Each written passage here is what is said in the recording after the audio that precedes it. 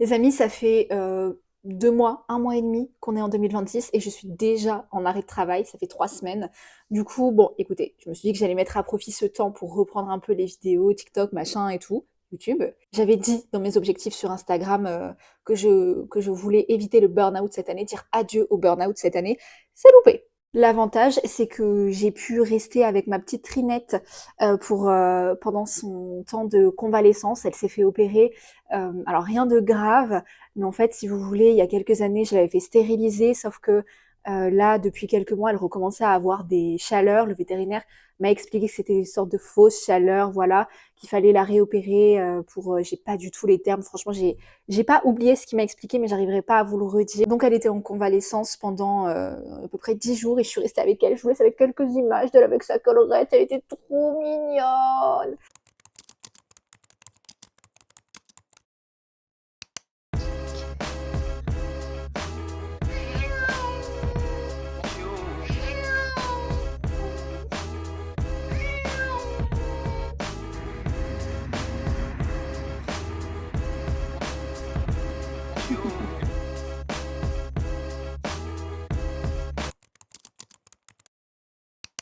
Aujourd'hui, le plan, c'est d'aller me racheter quelques cosmétiques chez Aromazone parce que j'arrive à la fin de certains produits, notamment de mon contour des yeux et vu les cernes, on en a besoin. Ça va être un petit peu fatigant, mais voilà.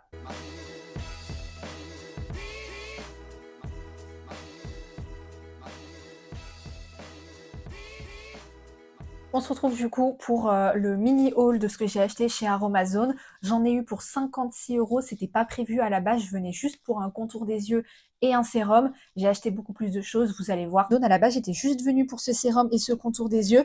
Finalement, j'ai craqué sur un peu plus de choses. Celui-ci, c'est un produit qui était prévu, donc c'est le contour des yeux à la caféine. Je crois que je l'avais testé il y a quelques années, j'avais pas forcément aimé, mais écoutez, j'avais envie de lui donner une seconde chance. Une anecdote à vous raconter d'ailleurs sur ce sérum et je vous ferai ça tout à l'heure. Le deuxième produit, et ça pareil, c'était prévu, c'est le sérum au collagène. En fait, j'avais envie de tester quelque chose qui soit un peu préventif par rapport aux signes de l'âge. La vendeuse m'a conseillé celui-ci, donc écoutez, bah, j'ai hâte de tester pour voir ça. Ensuite, j'ai craqué pour ce sérum pour les cils au ricin. En fait, à la base, j'ai des cils assez longs, j'en ai pas forcément besoin pour ça, mais c'est plus pour le côté fortifiant que je l'ai pris. Ça se met comme un liner sur les cils, c'est transparent, plutôt le soir. Ça, c'était prévu sans être prévu. En fait, à la base, j'ai un gros problème avec les déodorants. J'arrive pas à en trouver un qui me correspond et pour lequel je ne fais pas d'allergie.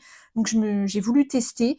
Écoutez, ben j'espère que ça fonctionnera parce que je commence un peu à désespérer. Ce sérum-là, pareil, j'ai une anecdote à vous raconter dessus après. Donc à la vitamine C, la vendeuse me l'a conseillé à mettre plutôt le matin et celui-ci plutôt le soir. Je l'avais déjà aussi testé il y a quelques années et il me semble que je l'avais bien aimé. Donc voilà, j'ai accepté de le reprendre. D'ailleurs, les flacons, ce flacon-là et si je dis pas de bêtises, celui-ci aussi, sont rechargeables. Ensuite, ça c'est une erreur de parcours. J'en avais pas besoin parce que j'ai déjà une crème bouclante chez moi.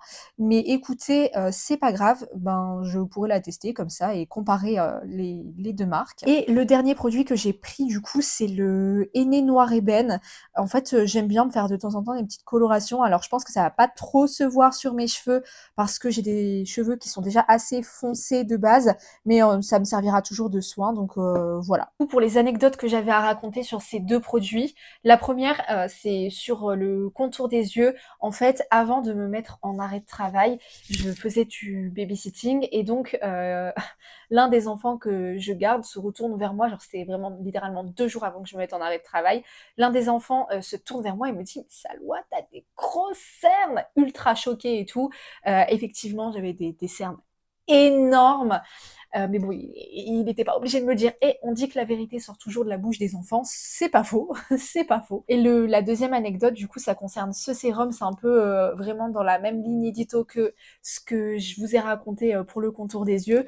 En fait, quand j'arrive pour demander conseil pour ce sérum-là à une vendeuse, elle me conseille, nanana, elle me dit voilà, vous pouvez prendre celui-ci au collagène. Et ensuite, elle me dit mais je vous recommande aussi d'utiliser celui à la vitamine C parce que, à mon sens, vous avez le teint un peu terne, fatigué, vous manquez de lumière, d'éclat, etc.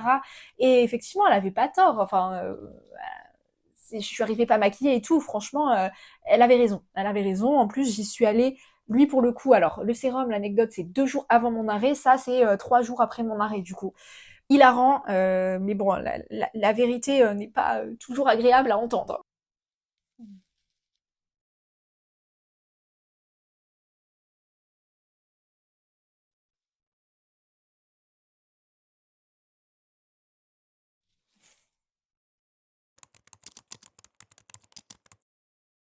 Toutes ces semaines d'arrêt m'ont fait réaliser qu'il y a un truc qui me dérangeait dans ma chambre, c'est ce mur blanc. Ce mur blanc là, tout blanc comme ça. Vous voyez, de ce côté, on a notre lit comme ça avec toute notre petite panoplie de peluches. Et de ce côté, on a juste un mur tout blanc. Voilà, genre il y a rien à part cette petite commode là-bas, enfin cette bibliothèque. C'est trop blanc. Voilà, c'est trop blanc pour moi. Il manque quelque chose. Du coup, il faut que je cherche quoi mettre. Je me disais que j'allais mettre cette petite tenture que j'avais achetée sur Amazon il y a un petit moment. Faut que je la repasse, mais j'ai la flemme, j'aime pas ça le repassage. Je sais pas, vous en pensez quoi? Là-bas, ça ira bien en vrai. Bon, je vais me lancer dans du repassage. Écoutez, je vais repasser ça et je vais l'afficher et on va voir. Je sais pas comment je vais l'accrocher. Bon, c'est pas grave, on va aviser. Non mais au secours, je déteste le repassage. Mais écoutez, allons-y. C'est parti. Je sais même pas s'il y a des façons de repasser les trucs et tout. Enfin, je repasse jamais.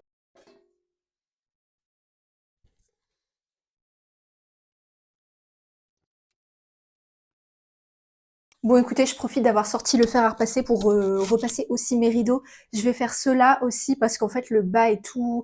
D'habitude, je les attache en nœud, donc ça les a tout pliés. Donc, ben voilà, hein, on va profiter d'avoir sorti le fer à repasser. Bon, c'est repassé. Maintenant, je vais tenter de l'accrocher.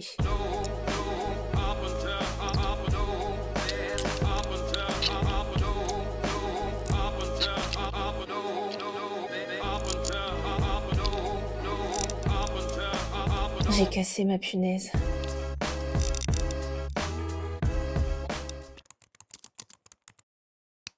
Bon, je pense que je vais terminer là cette vidéo. J'ai pas forcément montré grand chose de super intéressant, mais en même temps j'étais en arrêt de travail, donc l'objectif c'était surtout de me reposer et de prendre du temps pour moi. Honnêtement, je suis pas du genre à me mettre en arrêt de travail très souvent, mais ces dernières années, j'essaye de le faire quand j'en ai besoin avant qu'il soit trop tard. Mais écoutez, ça m'a fait un bien fou de pouvoir me reposer sur une période assez longue. Alors se reposer, c'est un bien grand mot, parce que la vérité c'est que je me suis surtout soulagée d'une charge de travail pour pouvoir en accomplir une autre. Pendant tout le temps que j'étais en arrêt, j'ai dû bosser sur mes dossiers de fac. Il n'empêche que ça m'aura permis de revoir un peu mes priorités, notamment sur la hiérarchie entre le travail, la fac, mes projets perso, ma vie perso.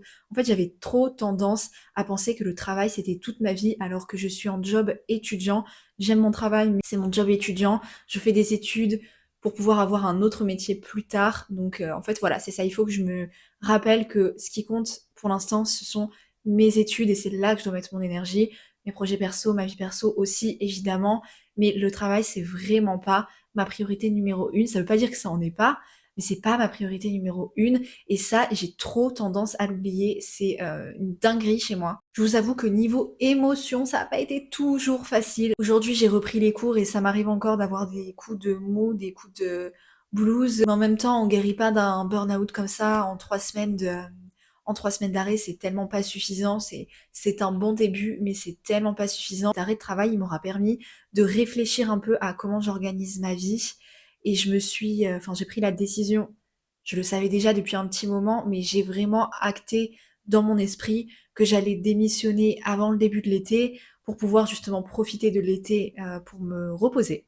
Et m'amuser aussi parce que j'ai pas beaucoup pris de temps pour m'amuser cette année et je pense que c'est aussi ce qui m'a menée au burn-out. En fait, j'étais tellement focus travail court que j'ai oublié que c'était important de prendre du plaisir et pour garder un bon équilibre entre ben, justement le travail et le plaisir et l'amusement et bref, j'avais envie de terminer cette vidéo sur une petite recommandation littéraire et je me suis dit que le livre Agir et penser comme un chat correspondait bien en fait au thème de cette vidéo qui tourne un peu autour du lâcher prise et du bien-être et c'est clairement en fait ce qu'on nous apprend à faire dans ce livre via les comportements un peu classiques du chat. Voilà.